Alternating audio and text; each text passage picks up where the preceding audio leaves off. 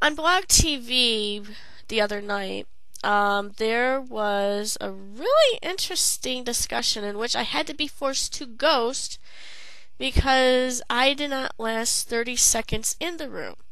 And I even saw a couple people that I've actually known through blog and I've been to other shows or seen in other shows.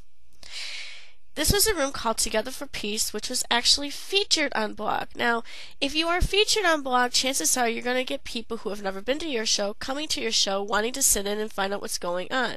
Now, of course, you're going to get the trolls and the asshats, but you can't assume that every new person that comes into your room is going to be that way, and I think that's what happened to me. Of course, I was sitting back and laughing at this because who knew that my name Angel Writer would be offensive to some people? I think that's pretty awesome, to be honest with you, but I also think it's pretty lousy.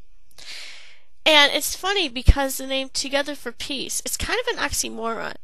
You want people to get together, you want to have this atheism versus Christianity or theist discussion, and yet you don't allow other people to listen into your room, number one.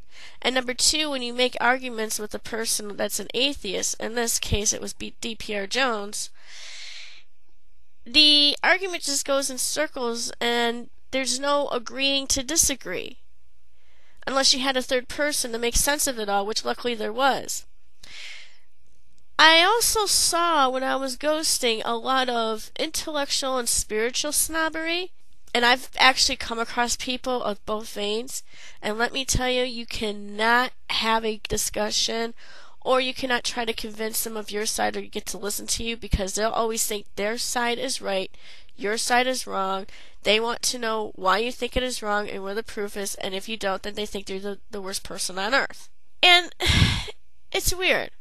It's like if you're going to have a discussion or an argument, instead of having these complex sentences that'll get people bored and confused, break it down to the simplest level.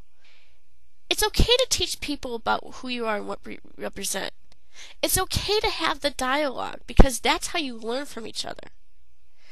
The bad thing is trying to push the other person, whether subtly or not, to think your way and agree with you. And it's also wrong to be very preachy to the person.